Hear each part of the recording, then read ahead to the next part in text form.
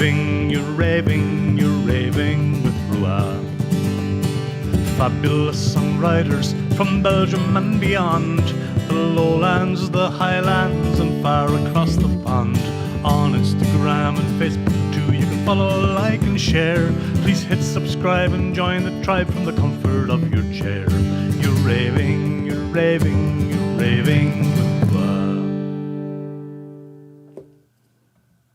All right there, hello and good evening, lovers of songs, lovers of songwriters, hopefully loud and clear in YouTube land.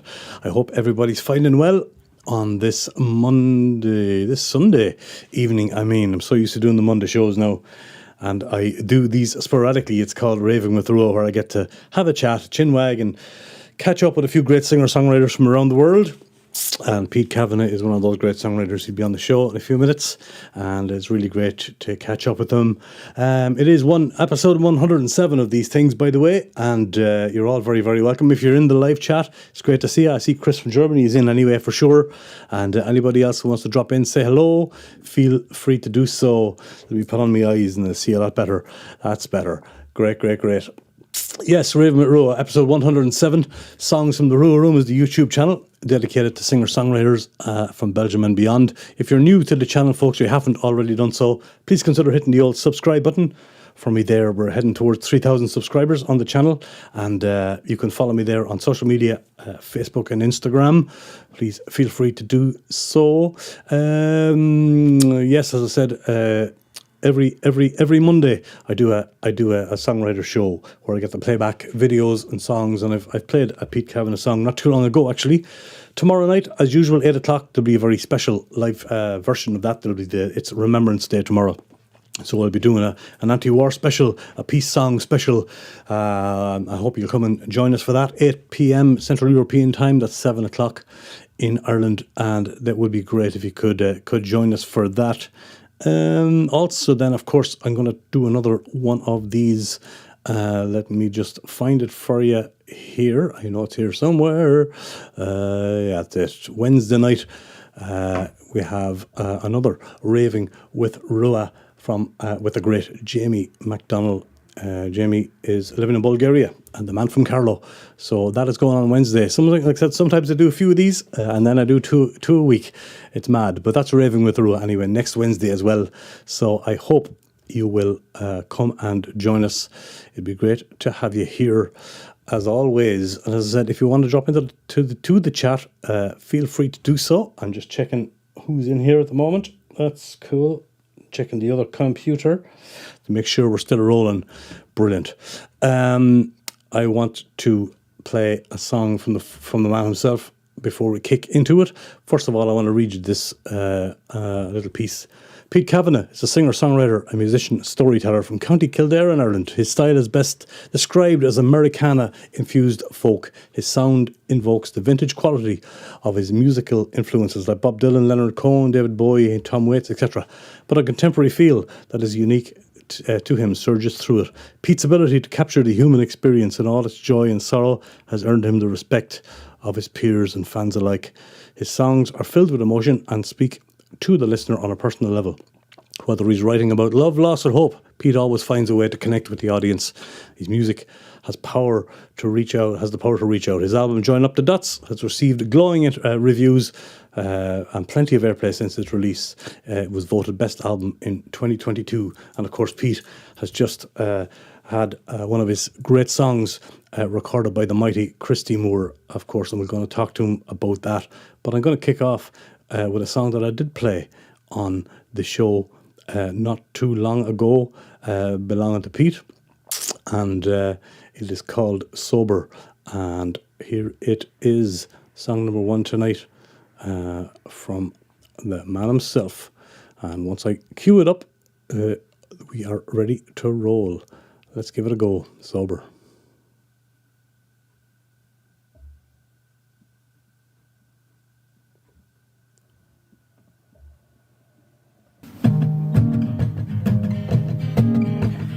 Wind is blowing at my back, it's strong on my face.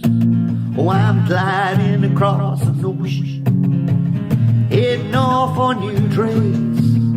I feel like climbing a mountain, drawing circles in the sky, dancing in the moonlight, stars twinkling in my eyes. I'm sober, drinking days are over. It's time to leave all that behind. I'm sober, my drunken ways are over. It's time for freedom in my mind. I wake up in the morning, welcoming the sunshine.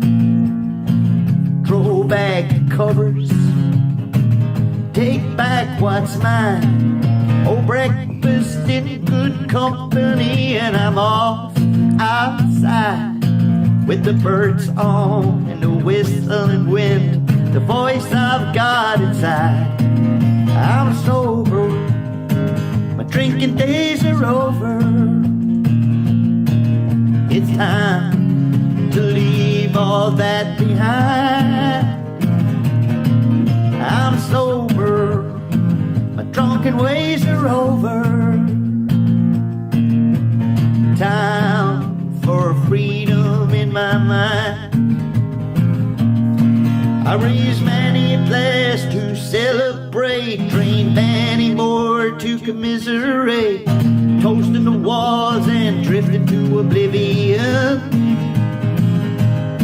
There were good times on the rising tide, bad times where I'd run and hide. A sip from the chalice would bring me back there again. Not this time, my friend, 'cause I'm sober. My drinking days are over. It's time to leave all that behind. I'm sober, my drunken ways are over. It's time for freedom in my mind. Well, I kiss my wife, embrace my children, give praise to the given day. Grateful for the gifts bestowed, glad to find a way. I sing and dance in the pouring rain, sweet music soothes my soul. Oh, the sound and the sights, the scent and the light bring me back home where I'm sober. My drinking days are over. It's time to leave all that behind. I'm sober, my drunken ways are over. Time for freedom in my mind. It's time for freedom in my mind. Oh, time for freedom in my mind. Sober. There he is. Hello, Pete. How are you? You are very welcome. Hi, Dottie. Nice to be here. It's great to have you here, and thank you for taking the time out. We have technology stuff going on here in the background, so it's a bit messy tonight, but bear with me. As always, these things can go haywire. Sober, a great song. I played it on the Monday night show not too long ago. It really struck me. You have lots of great songs. You're a great songwriter, and of course, congratulations on the big Christie cover. We'll talk about that in a minute.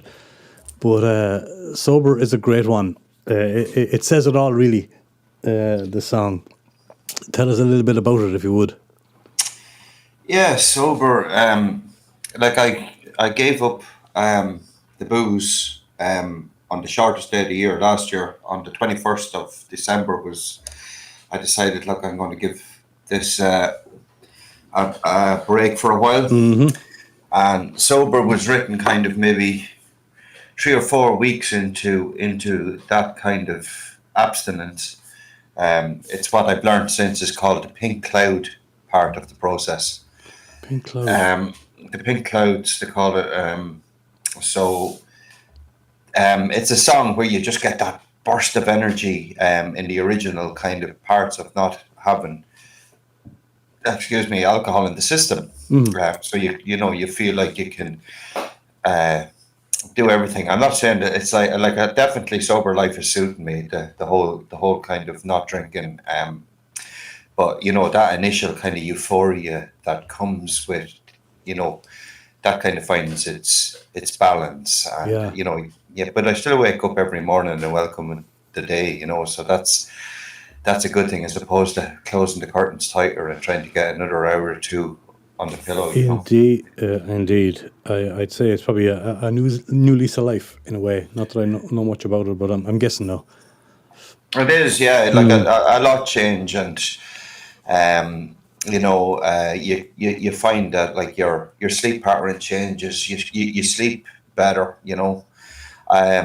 And I haven't climbed the mountain and I haven't drawn circles in the sky yet, Dottie, but I'm getting there. How long are you off it now? Maybe. How long am I off it? Yeah. I think I'm not sure of the exact date. About 320 days. So I'll be a year on the 21st of December. So I plan to go out for a nice meal with the family and the immediate family and toast that. So Perfect. so a year sober would be like a landmark for me. I kind of That's great. It's really great. Congratulations on that as well. Thank you. It's I know it's no mean feat, as they say, to plow on and But I'm glad it's working for you. It's definitely working for me. Yeah. Definitely.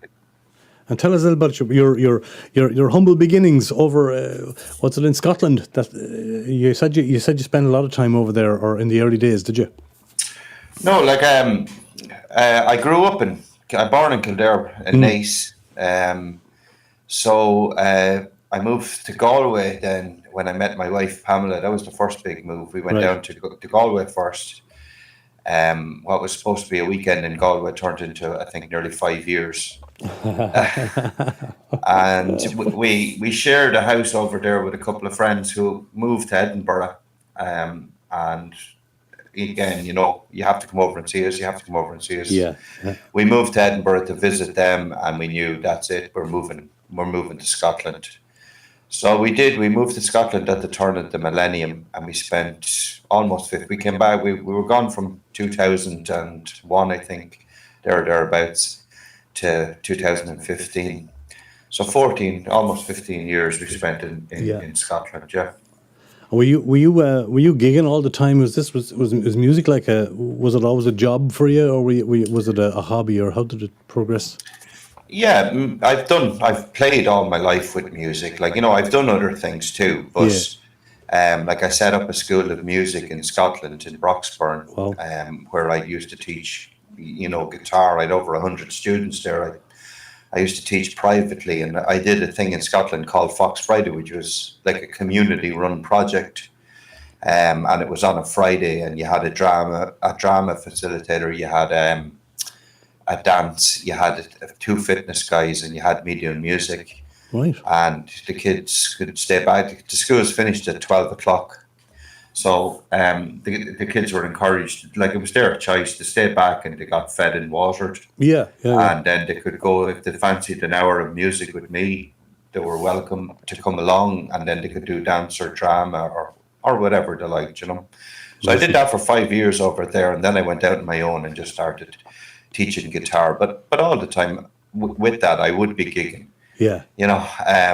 As well. I was in various bands over there, and like a Celtic rock band. I was in a progressive rock band. I played on my own. I played with different people, and I also kind of like at one stage went into corporate land for a little while. I did a short stint in an insurance company and a sales and marketing for a wholesale jewelers as well. Wow. But so you remember what sort of year did you come back to Ireland then? We came back when my daughter was born, and we came back then. So it was 2015, and we settled back. We sold our house in West Lothian and moved back to what's my hometown, Naas here. We got a house here, and we've been here ever since. And you know, when you're younger, you can't wait to get out of your hometown. And then when you have kids of your own and you get a little bit older, then, you know, this town has changed quite a bit since I left it.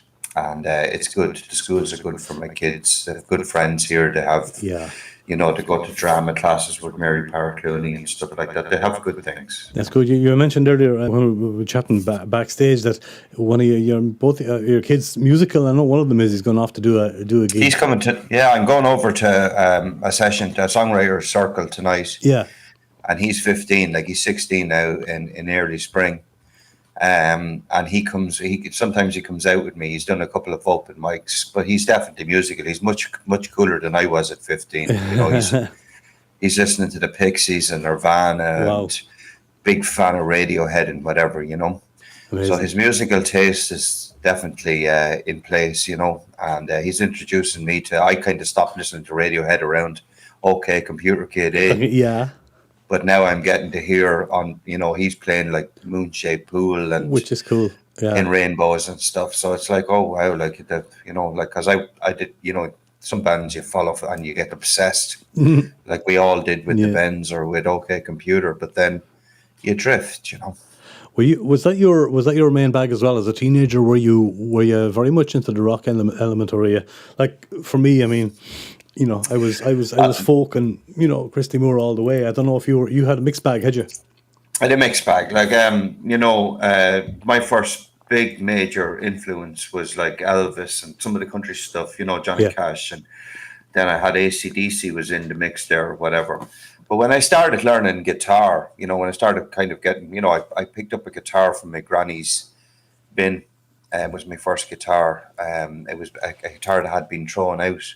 Really? And if a fella on my road, grew up in Sarta Park, he fixed it up for me, and it was like playing a cheese grater, you know, like he had fixed it up, but the strings were like, you know, a good, you know, almost an inch from the bloody fret. But I didn't know any different. I was teaching myself. Right. So then when I eventually got, because I persisted so much, my mum and my dad decided that you know, I was going to get a cheaper guitar to start with to see what I stick with it.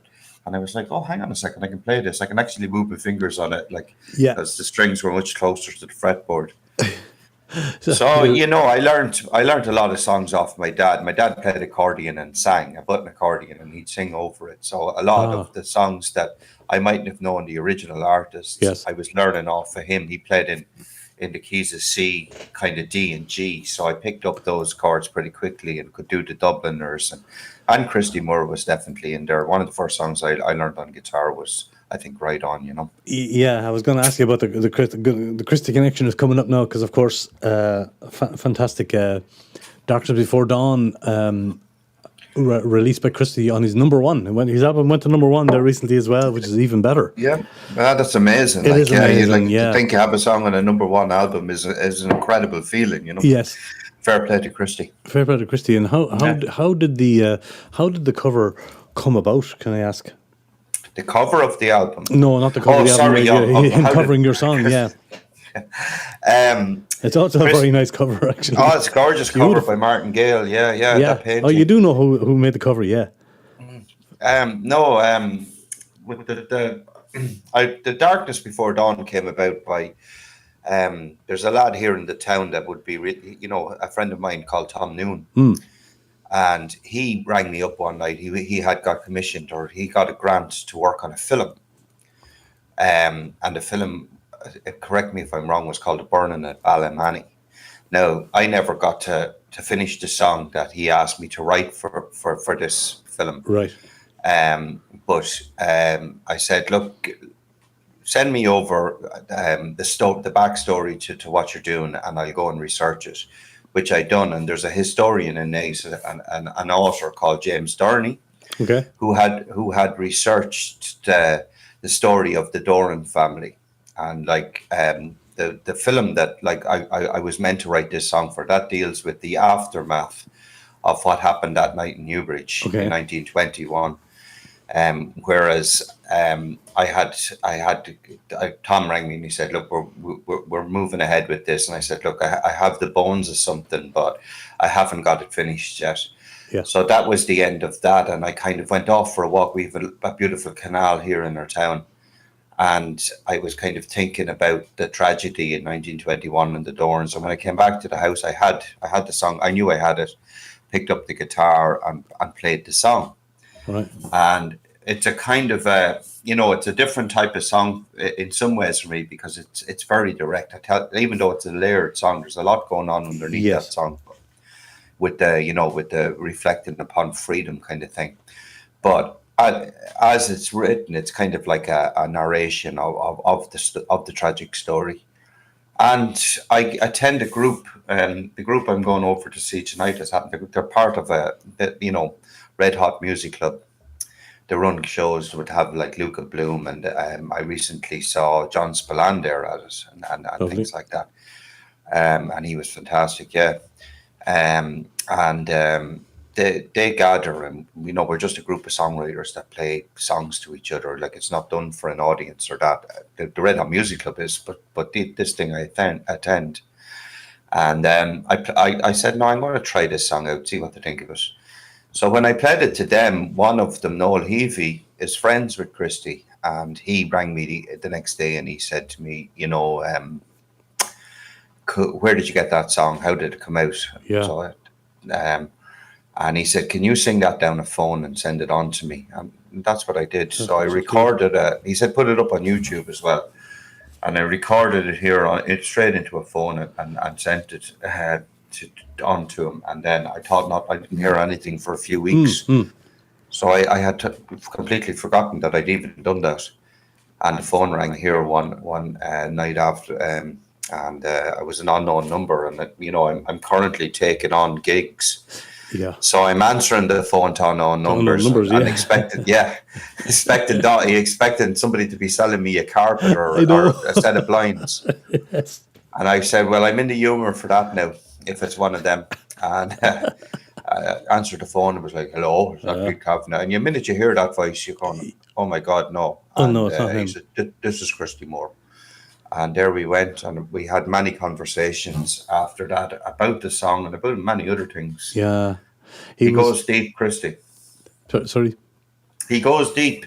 He goes deep, yeah, he does. And of course, the song having taken place, of course, in Newbridge would have appealed to him immediately, I'm sure. Well, he grew up 100 meters or thereabouts from where from where that happened. Before we just get into the actual story of the song, I just want to play this tip for the people here while I have you. This is him performing at, was it in Vicar Street?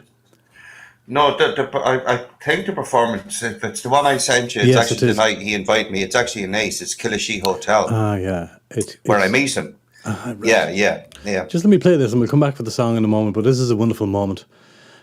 Folks, check this out with me now. I'll give it a spin. As the troubles linger on, reflect upon our freedom and the darkness before the dawn. Reflect upon our freedom and the darkness before the dawn. Thank you, Pete.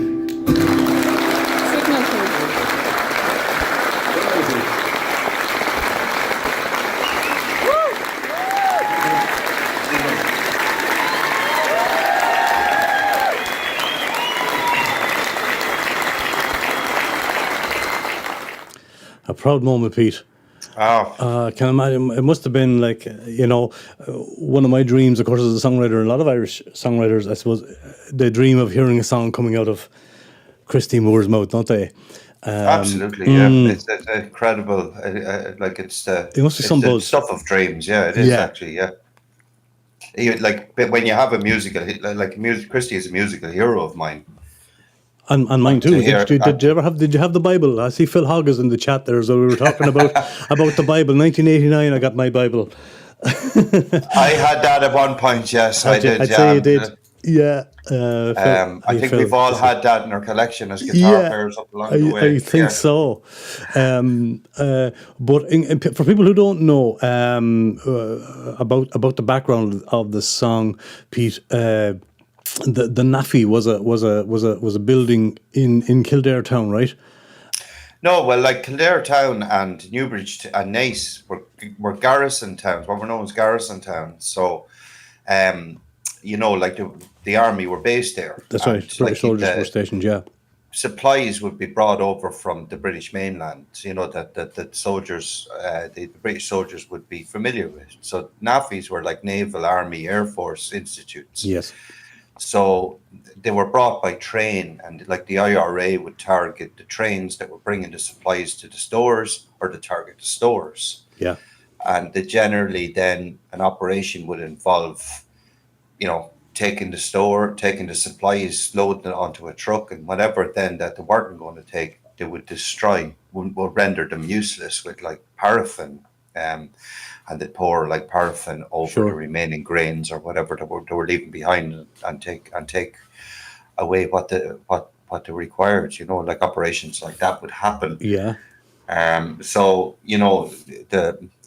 like Kildare, like Newbridge and Naas, or Newbridge and Kildare town and Curra, like they would all have kind of been, would have had been bases for the British Army. Indeed. Back then. And of course, so they attacked this particular store in 1921, wasn't it? Yeah, it was about 3 days before kind of like the treaty wasn't signed at this stage, but the agreement was coming to the end in June. I think, as far as I know, the agreement was signed in December. But the War of Independence was coming towards the end, and there had been an operation where they had targeted the station 2 weeks beforehand, and then they had targeted like the one on the Moorfield Road in Newbridge. In Newbridge, yeah. And unawares to them, like when they did the same thing, that it was a huge operation, and they took out the goods that they required to render the remaining goods useless. Yeah. And then the story differs as to what exactly occurred. Historical accuracy, yeah. There's different accounts, but it's generally understood that it was a terrible accident and a tragedy that occurred. But they must have known that the family were living upstairs and this thing went up in flames, surely, or did they not? Do you think it was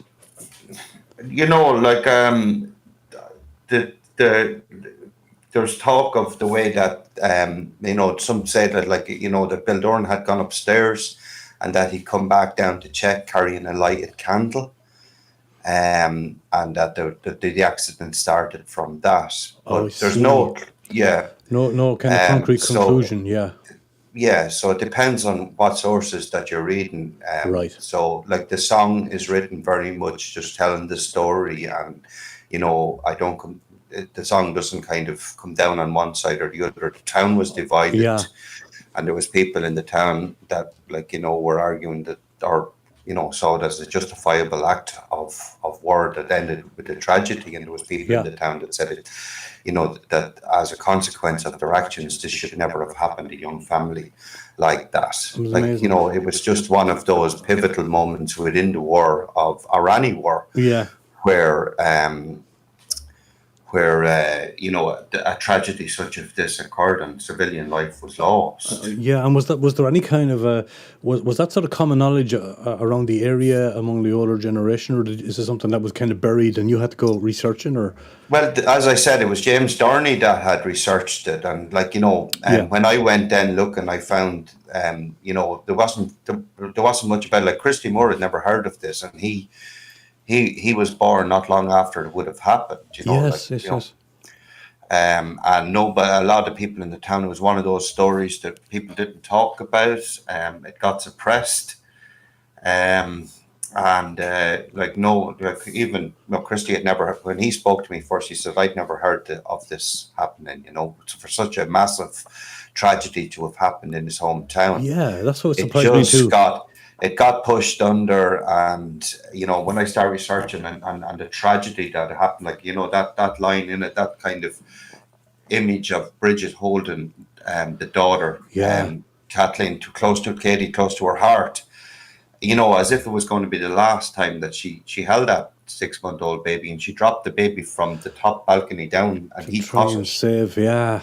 And he caught the baby, and it was the last time. She went back in then to try and save what would have been her stepson John, because she was Bill Doran's second wife. And he had a family before, and then that like the tragedy occurred, and the other son, William, well, he was severely burnt, and the doctor that is referred to Rowntree, he lived next door to where the Naffy building was. So sorry, that's my phone. Yeah, that's okay. No problem at all. So it's a very affecting story. It is very, tragic and powerful, and but also wonderful that you were able to capture that historical time. Because the Doran family are like a kind of a representation of civilian life within any war zone. Like, we're dealing with wars all around the world at the moment. Like, we have you have the Gaza, you have what's happening in Ukraine, and that, and these stories are commonplace in any war, unfortunately. But like the idea that Ireland is just over 100 years as a republic, and the idea that we're fighting for a freedom, and then when you look at what that freedom is, sometimes you kind of have to question, like, in some ways, reflect upon that freedom in the darkness before the dawn. In the darkness before dawn. Oh, God, that's a good intro. Let's play the song. This is your lovely YouTube version of it, and I'll give you a few minutes to have some more tea. And Darkness Before Dawn is the song, folks. And Pete Kavanagh is the artist, and Christy Moore just did this one. It's gorgeous. I'm going to play it for you right now.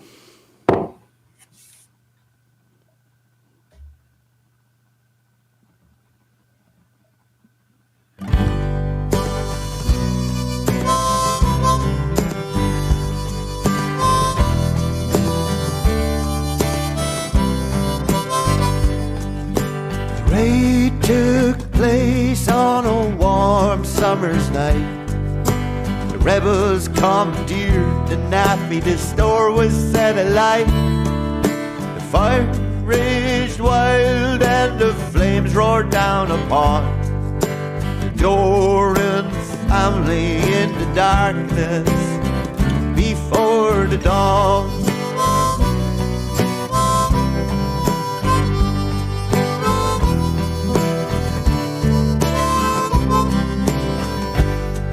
Bill Doran rushed outside as the stairwell fell apart. Bridget held their daughter Katie close to her heart. She dropped the baby down to Bill and went back for their son John. Screams rang out in the darkness before the dawn.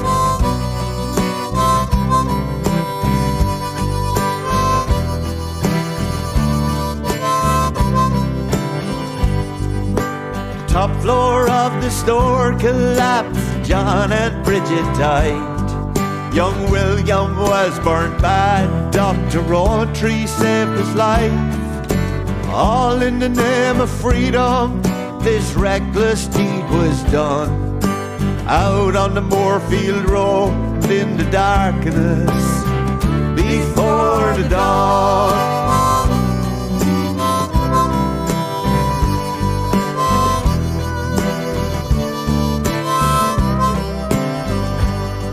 Some said the rebels were heroes, but the town was torn apart.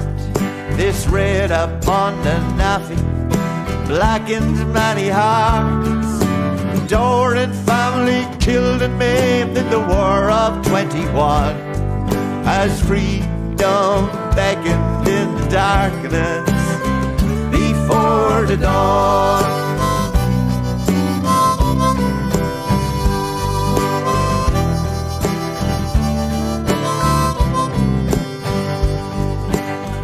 Kildare cemetery the final price was paid. A wife, a mother, a son, a brother, in that grave were laid. We remember the Doran family as time rolls on. Reflect upon our freedom in the darkness before the dawn.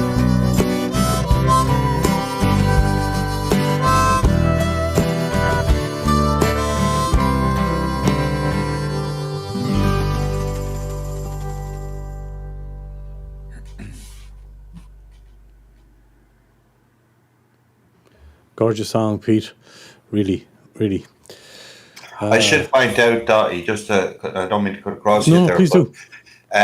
on that recording that you just played is also Martin Leahy, who co-produced that. I basically recorded the vocal, the harmonica, and the guitar, and sent it to Martin in Cork. Yeah. And the rest of that the pedal steel, the bass, the backing vocals.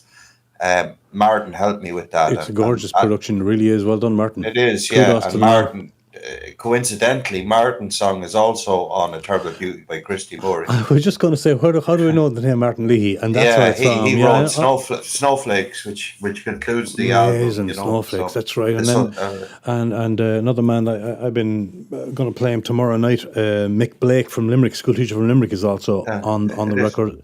Yeah. Everyone should have a home. That's Martin Leahy. He protests up there every week at Leinster House, and has been doing so. I think he's now into 2 years or close to it. And he has every Thursday. He travels up from Cork, and I'm due another visit up to him. I went up to him before, and he stands outside the Leinster House, and he sings his song and holds up the sign. Everyone should have a home. Wow. So well done, Martin. Well done, Martin. Absolutely, kudos if you're watching this. Well done, you. We need people like that in the world. That's for sure. Absolutely. Martin, kudos for doing that. I hope they'll eventually pay attention.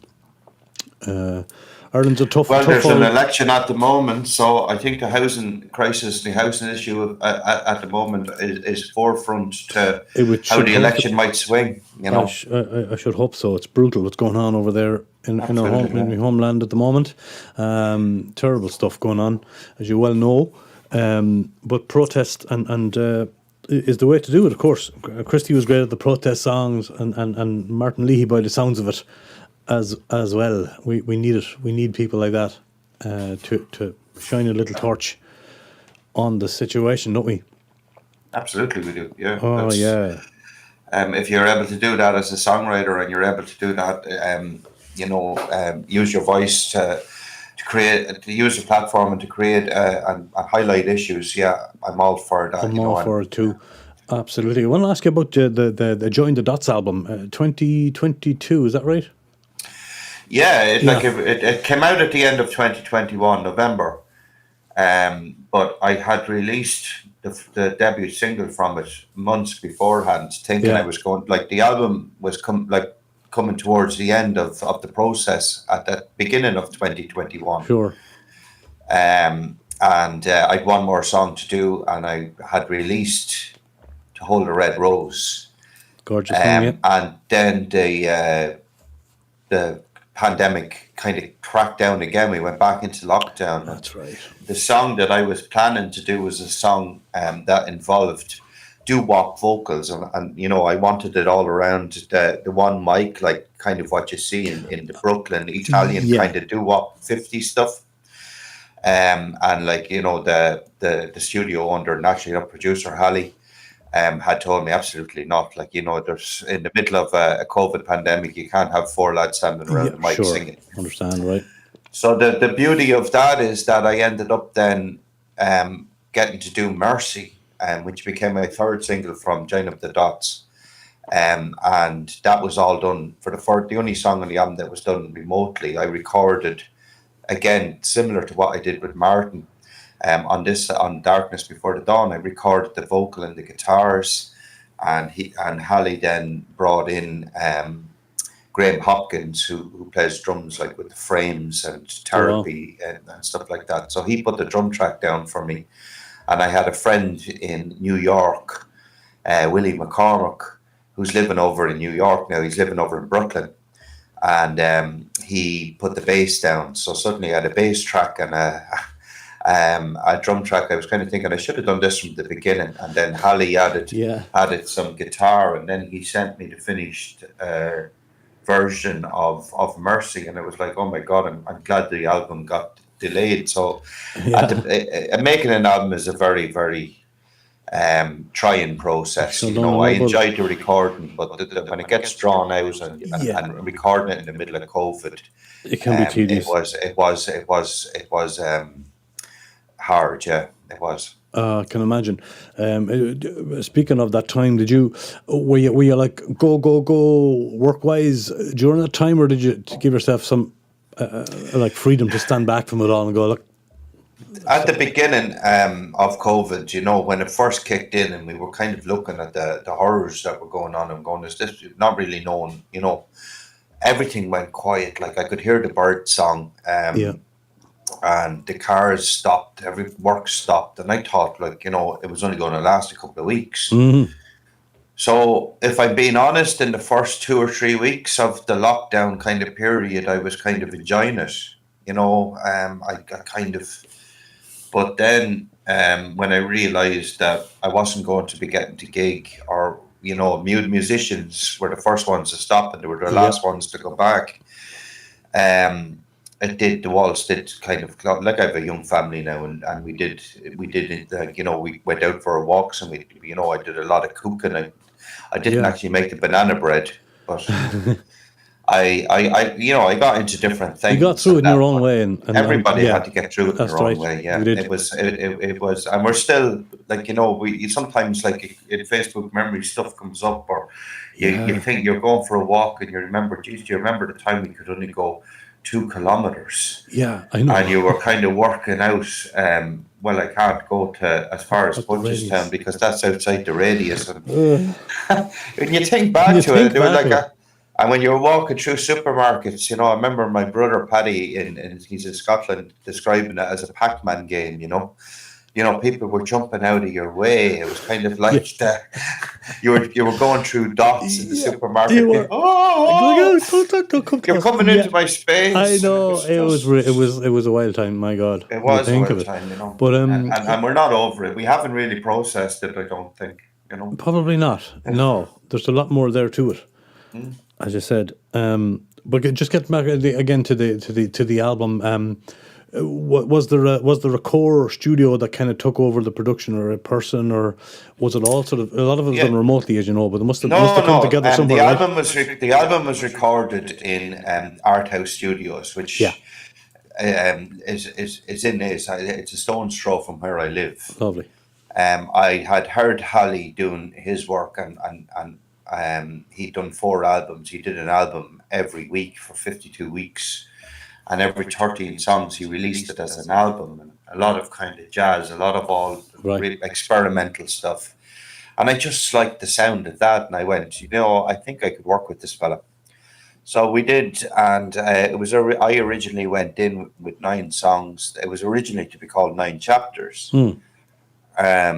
And I had a set of songs, and the first day I was in, I thought it was just going to be an acoustic album. I put down 4 basic tracks.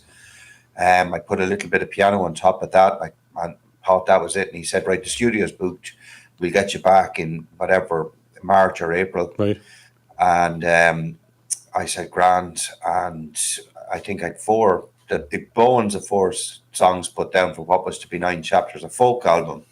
Wow. And in the process, then Holly had listened to the 4 songs. He says, I think that song you did, Tonic for a Troop, would benefit from having more instruments on it. And we got Frankie Lane, who was with the Flag Cowboys, and he came in and he put a lovely dobro and banjo on it. Yeah.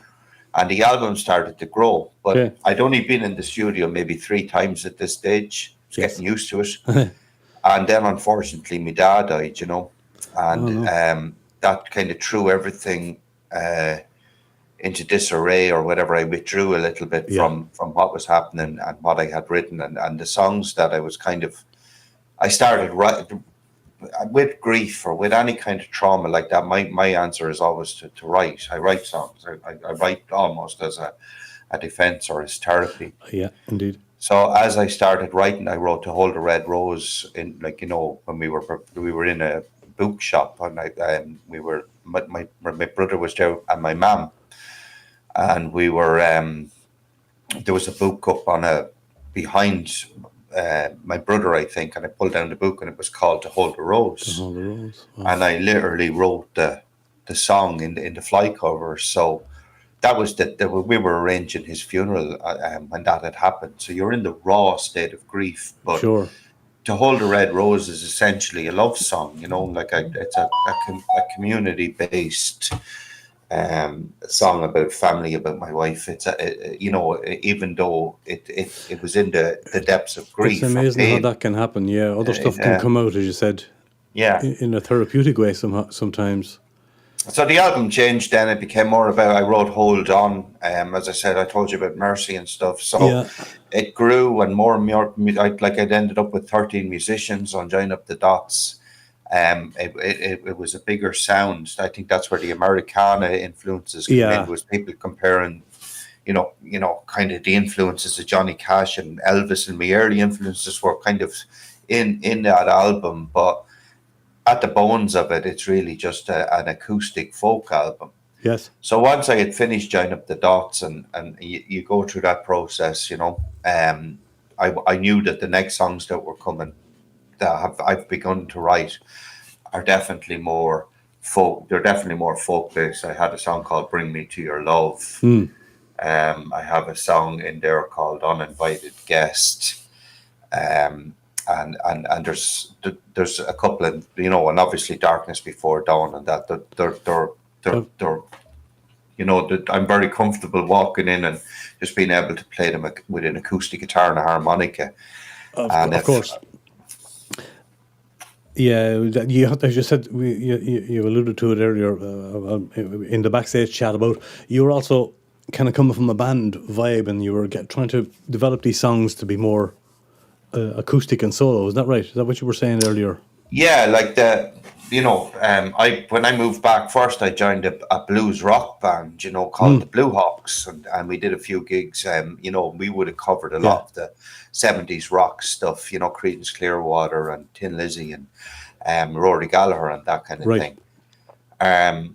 But and I had been in bands like that throughout. But I've always my listening to me. I just live for. I love music.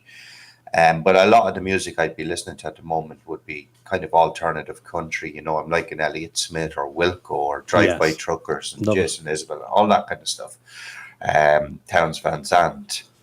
And, I've gone back into the Irish folk at the same time. So Planksty and Christie, when we lived in Scotland, when my wife had come home to visit her family in Ireland, when we went back to the airport at the time, Dublin Airport, it's gone now. There was a wee little record shop, and we'd always pick a Christy Moore album that we didn't have, and that would be I'd have the bottle of wine ready at the time, back in Scotland, and whatever album she got in the shop, and then it was the same for me. I'd go back to visit my family, come back to the airport, grab or an Irish album, but it was often Christy Moore, and back to Scotland. Awesome. We'd sit down to listen to that. So folk music became. And there was always the Christy connection somewhere.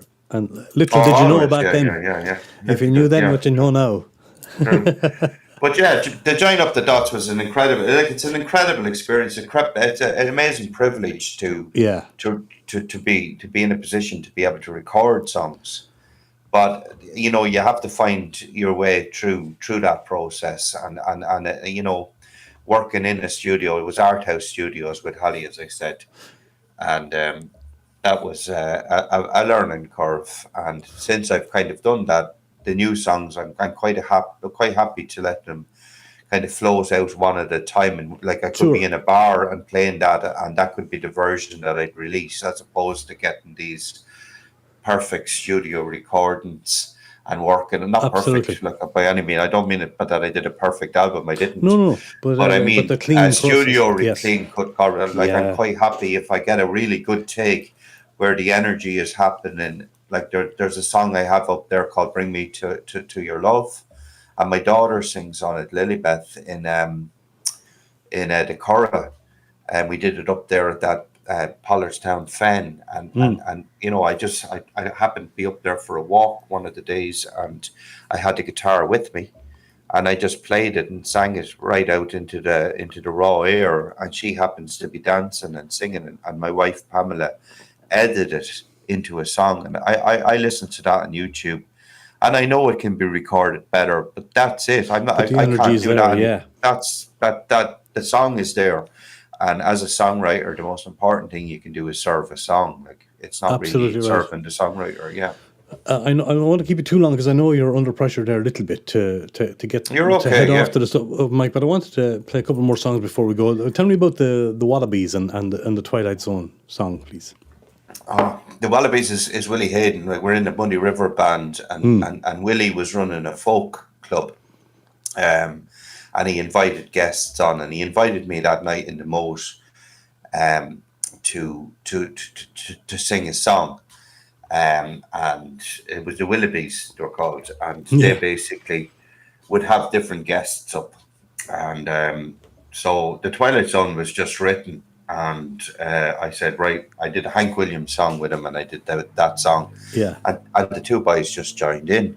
And again, like just what I was talking about, the energy of that moment was there.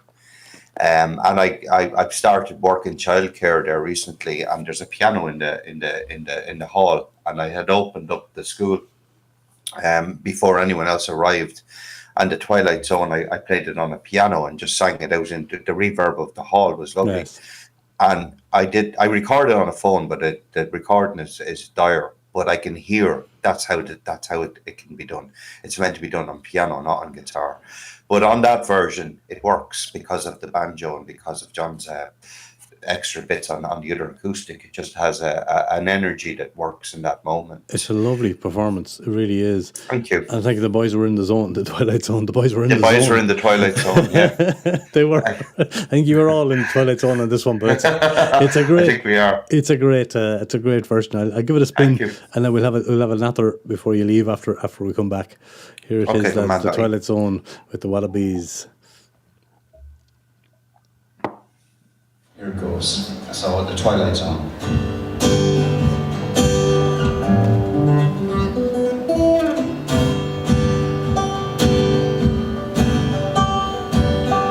Driving down a dead-end road where careless winds do blow. I've been down this way before, but never on my own. Into the mist, it on the radio. That was our song as it goes. Only my footsteps on a bedroom floor as the foghorn blows into the Twilight Zone.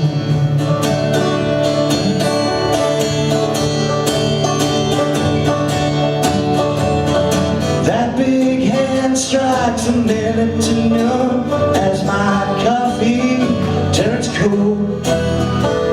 Staring out the window at a winter sun, another average day unfolds.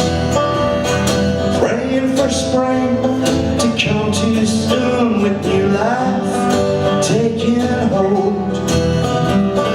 Last made love under a hunter's moon, a passion brazen and bold. Oh, it's so hard to live life without you. You know I'm not always so strong. Another day on lonely avenue. Another night so dark and long.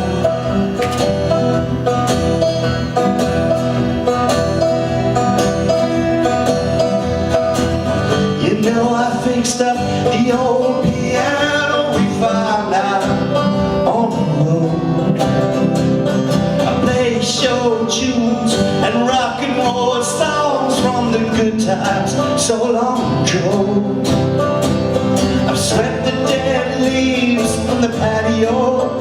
I'm laying low for the promised snow, trying to keep the wolves from the door and bad dreams under my pillow in from the twilight zone.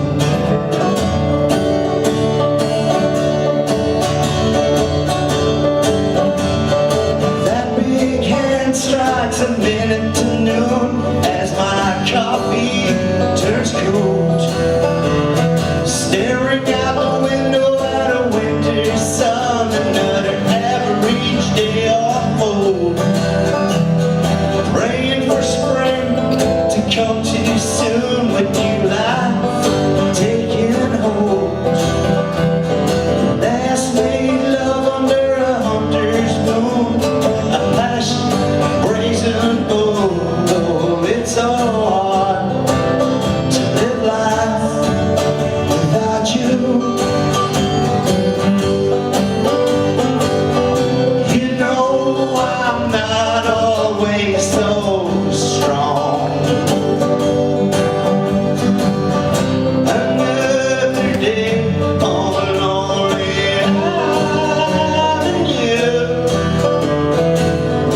another night so dark and alone.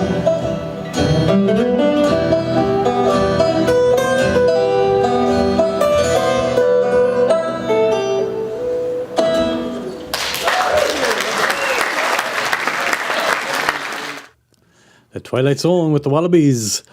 Yeah, that so- was in the early stages now, and I'm listening to it. I'm going, oh yeah, those words are changed, and that was probably It all changed raw since, off has the it? shelf. Yeah, that was straight off the shelf when we did that. So, Yeah, that happens with songs. What I wanted to ask you about your songwriting process as well, Pete. Are you a note taker and fixer upper later, or do you need like an instrument in hand, or how does a song happen for you, or does it vary? it varies, you know. Some songs that come out almost complete, you know, you're Yeah. there, you're in the moment, you pick down your guitar, and you know it happens. I was in a bar in Scotland with one of them. That was Tonic for the Troop, Yeah, and you know I'd met a guy in the bar during the day, you know, that kind of daytime drinking, and he told me his, you know, he this was in Scotland, so he'd come back from Iraq, I think, and he was you know, I just got that song. I just had to leave the bar, go home, pick up the guitar, and it was just boom had to come out. there. And then other ones, like I said, with Darkness Before the Dawn, I had to go and research and put it together. So Sure. it you know, it didn't happen instantly. You know, I had verses of that song, The Twilight Zone. I had most of that together, and I'm part of a group in Canada called the Original Music Makers and Listeners Corner, and they do song writing challenges, and they just Oh, throw yeah. words out there for you to kind of. And I was going, I've actually put most of those words into it, and that's kind of one that will fit, and the song just kind of fits together. It can be, Sure. it can be so many things that can happen. That can, like, you know, like a song can be floating around there for a long time. It's like, you know, and you have your line in the water like a fisherman, but you're waiting for them to bite, and often it's when moving, often on trains or planes, right. or when I'm walking, even in cars, songs, what you're being writing about or what you've been reaching for, you just connects. But you can't Yeah. force it. You can't really force it. No, you know? but do you have like lots of like little snippets on the phone, or do you sing into the phone as you're going, or do you like to take notes, or is You know, it's all of the above? notes. Maybe. I have done the stopping and sang into the phones, but I forget to go back to them, and then I'm not technical. You know, I'm not that technology based. I Yeah. even I have to, like, even with gigs should be on the phones, but I have a calendar up there and I need to go home and check the calendar. You make really, sure yeah, it's free. to write it down, yeah. Free My Auntie that Ollie does date, that too in Offaly. when I know you can put it on the phone and stuff like that. Sure. You know, I just don't think about it. It's just a more old school approach, which is fine, whatever works. But you feel like you get the urge and you want to go, like, I have to run home now and grab the guitar or the piano and. But yeah, no, totally no. But there are books all around. My wife will tell you there's books in the shed full of scraplets of lyrics and notes that never developed into songs. You know, Yeah. and I would write songs and I lose them, and then you'd find them maybe months later, and then or years later, and you'd find, oh, Jesus, I forgot I wrote that. Did I write that? Yeah. And then you're like, all right, well, this is still relevant. And next thing you have a song that's come out of that. It's part of the process. You know, you just have to trust in call it what you want, Indeed. a higher energy, a higher power. Whatever it is. Yeah, we're just curious because everyone has their own kind of way of doing it, you know, whether it's note taking and then sitting down. Did you ever? I'm going to play Christy. We're going to play out later on after I say goodbye to you with a Wally Page, Christy Moore song. The night we went to see Bob Dylan. Did you ever meet Wally? I never met Wally. No. All right. You see, that's where I have one up on you. I met Wally and you met Christy. You see, there you go. So wow, we're balanced now. Beautiful. No, that song, that song that you're about to play, I should talk to you about that a little. Yes, please.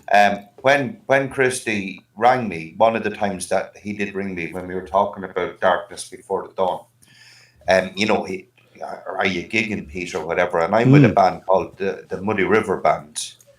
And we do covers of we do a tribute show without trying to dress up or sound like them, but we do the songs of Bob Dylan, Neil Young, and it was Van Morrison, but we've changed Van Morrison lately to Tom Petty. Oh, nice. And I was talking to him about that, and he goes, you know, I've written a song about Bob Dylan. And I said, have you? And he said, yeah, it's on Flying into Mystery. It's called Zosimus and Zimmerman. Ah, yes. And I was like, okay. And he said, ask me who Zosimus was. I didn't know who Zosimus was. I didn't. And he explained about who he was. And he says, you know, I've gone back. I've revisited that song. And he says, I've taken Zosimus out of the song. And he says, I've made it about a night I went to see Bob Dylan. And the night that he's talking about, the band that he's talking about, I was at that concert. Oh, no way. I you know. And he said, look, I'm going to send that to you, and will you do a version of it? And he changed the title of it to The Night We Went to See Bob Dylan. And I said, Jesus, I'd be honoured. I'd love to do that.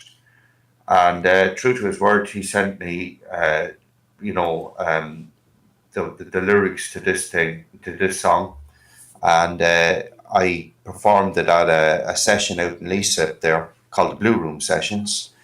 And I'm hoping to record a version of that very soon, you know.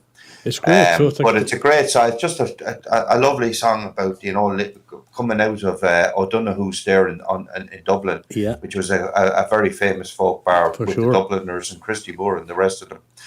And going up to the, like, you know, crossing the Butt Bridge.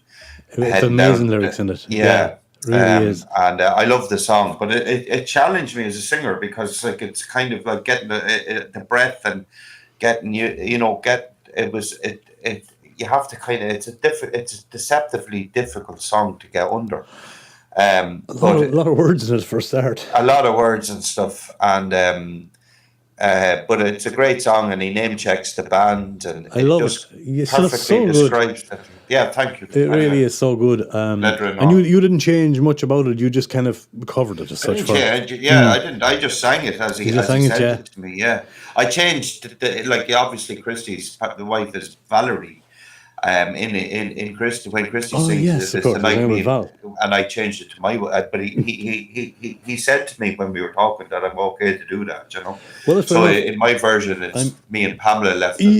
That's what I was confused about that. But of course, Christy would have tweaked your song as well. I suppose he's renowned for that, isn't he? Yeah. He did, and To make it his own. He'd He come does that. back with different ideas and stuff like that. So, So he it kept was you an in the loop, did incredible he? thing to collaborate with that. Okay.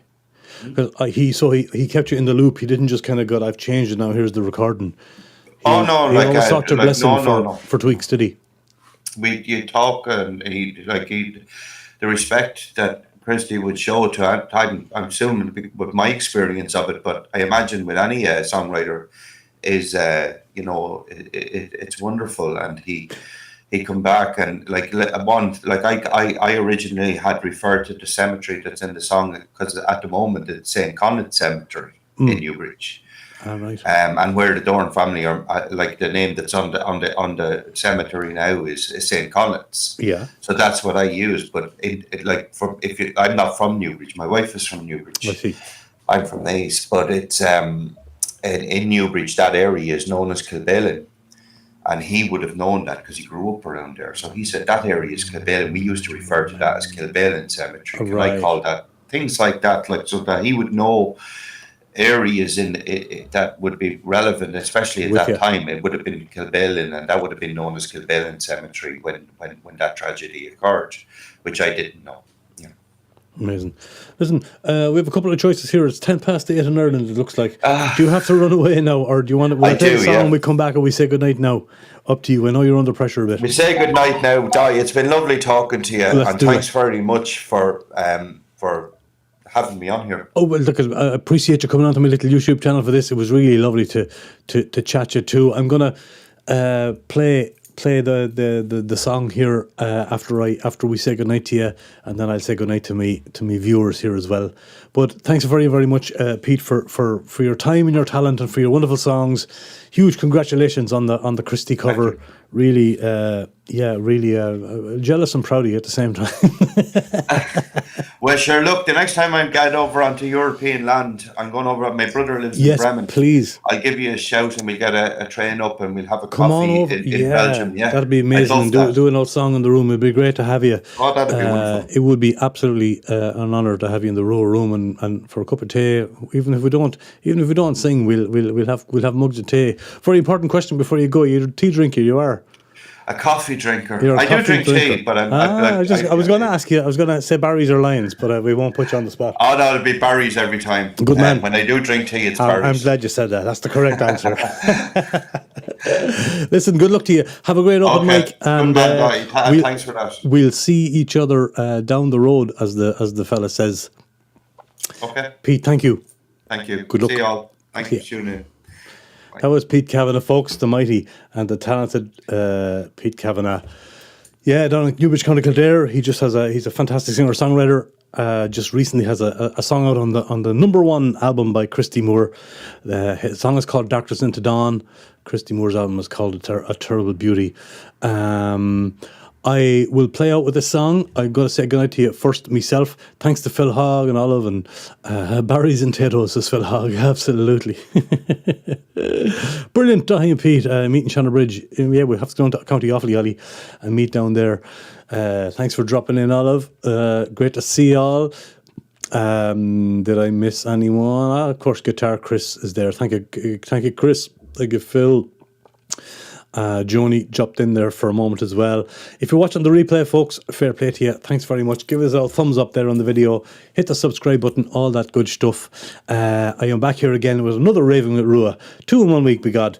We'll be talking to the man from Carlow, Jimmy MacDonald, on Wednesday evening, 7 o'clock Irish time, 8 p.m. up here in Europe. As Pete was saying, this is called The Night We Went to See Bob Dylan, written by Christy Moore and Wally Page, I believe. It's a fantastic track. Great to see you all. Thanks so much for joining us tonight. This is the song in question, from Pete Kavanagh, a cover of a Christy Moore and Wally Page song. The night we went to see Bob Dylan, listen to these great lyrics. And thanks very much again to Pete Kavanagh. Links below to Pete, his website's there on screen, and links to all his stuff are in the information section below. Hope you'll go and check him out. Get his music, or subscribe to his YouTube channel. Go and buy Christy Moore's new album as well. Help out the songwriters that are on that album. Take care of yourselves. And tomorrow night, Monday night, the Songwriter Show, a very special anti-war peace edition for Remembrance Day tomorrow, 8 o'clock. Come and join us if you can. Wednesday, another Raving with Rua. See you then. Here is Pete Kavanagh, the night we went to see Bob Dylan. And I'll see you all soon. Thanks very much, everybody. Good night. This is Christy Moore's song, and this is called The Night We Went to See Bob Dylan.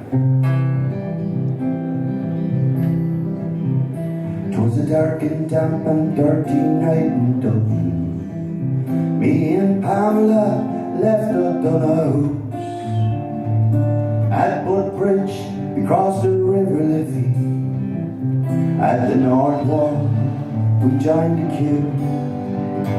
There were lurchers and hippies from the Manway, Flash Harris from Kildare Hill, queer hawks in limousines and helicopters, all there to see the King of Vaudeville. Well, the lights went down and the kip went Capalogian. We were all revved up and ready to engage, having hitchhiked all the way from Minnesota. Bob Dylan stood before us on the stage. Oh, he made his way to the piano, and one by one the band began to play. Bob pressed his fingers down upon the keyboard, and he opened up with Lady, Lady. Oh, don't six subterranean, the hard rain gonna fall when the boat comes in, like Diamond Bay, the dirge and the hurricane. Had Carol and Hollis Brown, summer days forever young, St. Augustine and Maggie's Farm like a rolling stone. Charlie Sexton played a Fender Stratocaster, Stu Kimball played a 69 Les Paul. Tony Garnier on bass was like an anchor, and the drummer, what's his face, he was Game Paul. I hear dobro, fiddle, pedal, steel and banjo, angelic backing vocals harmonize. All eyes are locked upon the master. Now here he comes, 1, 2, 3, 4, 5. Homesick subterranean, the hard rain gonna fall when the boat comes in. Black Diamond Bay, the dirge and the hurricane. Hattie Carl and Hollis Brown, summer days forever young, St. Augustine and Maggie's Farm and like a rolling stone. Some old singers rest upon their laurels, some old hoovers hang up their dancing shoes. When the kings, queens and laureates came calling, Bob Dylan had lots of gigs to do. Well, he's up there blowing hard upon the horn, a song and dance man born to sing, like a busker at the book fair in Kildare, some old tangler at the fairest Fansel Hill. Homesick subterranean, the hard rain gonna fall when the boat comes in. Black Diamond Bay, the dirge and the hurricane. Hattie Carol and Hollis Brown, summer days forever young, St. Augustine and Maggie's Farm and like a rolling stone.